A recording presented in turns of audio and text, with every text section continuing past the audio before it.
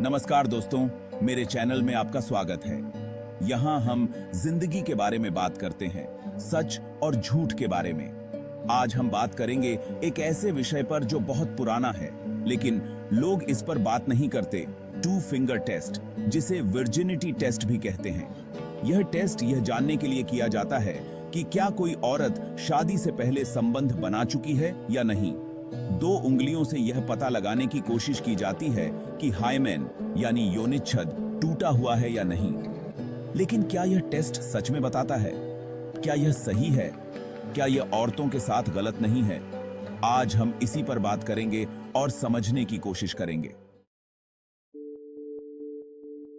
दोस्तों, सबसे पहले तो हमें यह समझना होगा कि यह टेस्ट बिल्कुल भी सही नहीं है। कई बार हाइमेन एक्सरसाइज, खेलकूद या फिर किसी चोट की वजह से भी टूट सकता है। तो सिर्फ हाइमेन के टूटने को ही संबंध बनाने का सबूत मानना बिल्कुल गलत है। कई बार हाइमेन पहले से ही लचीला होता है और संबंध बनाने के बाद भी नहीं टूटता। और तो और, कई औरतों में हाइमेन जन्म से ही नहीं होता।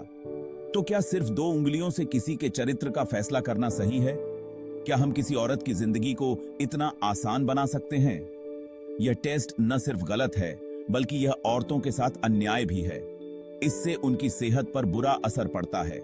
कई बार तो इस टेस्ट के नाम पर औरतों के साथ गलत काम भी किया जाता है। उन्हें डराया जाता है, धमकाया जाता है और उनके साथ जबरदस्ती की जाती है। जरा सोचिए, अगर किसी मर्द के साथ ऐसा हो तो क्या वो चुप रहेगा? तो फिर एक औरत को यह सब क्यों सहना पड़ता है? यह टेस्ट औरतों के लिए बहुत तकलीफदेह होता है। कई बार तो इससे उन्हें बहुत चोट भी आ जाती है। इसके अलावा यह टेस्ट औरतों को मानसिक रूप से भी बहुत तकलीफ देता है। इससे उन्हें शर्म, डर और चिंता होती है। कई बार तो इस टेस्ट के बाद औरतें बहुत दुखी हो जाती हैं। यह टेस्ट न सिर्फ औरतों के लिए तकलीफदेह है, बल्कि यह उनके हक का भी हनन है।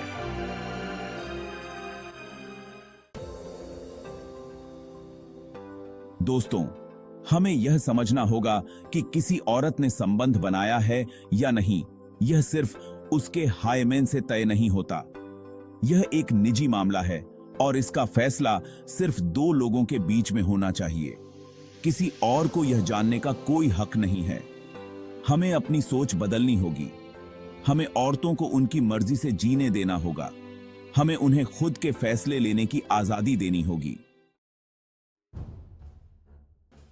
यह टेस्ट औरतों के राइटों का उल्लंघन है।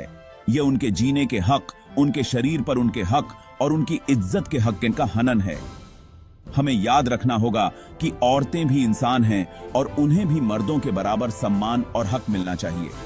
हमें एक ऐसे समाज का निर्माण करना होगा जहां औरतें सुरक्षित महसूस करें, जहां उन्हें डर के साए में ना जीना पड़े। हमें अपनी आवाज उठानी होगी और इस गलत प्रथा का विरोध करना होगा। हमें औरतों को ताकत देनी होगी ताकि वो खुद अपने लिए आवाज उठा सकें।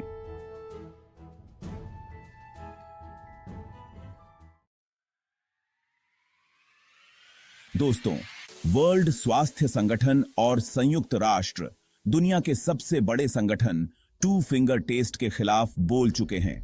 उन्होंने कहा है कि यह औरतों के राइटों का हनन है और इसे बंद करना चाहिए। यह टेस्ट न सिर्फ भारत में बल्कि दुनिया के कई देशों में होता है। हमें एक साथ आकर इस प्रथा का विरोध करना होगा। अब समय आ गया है कि हम इस पुरानी और गलत प्रथा को हमेशा के लिए खत्म कर दें। यह समय है कि हम औरतों को वो इज्जत और समानता दें जिसकी वो राइटदार हैं।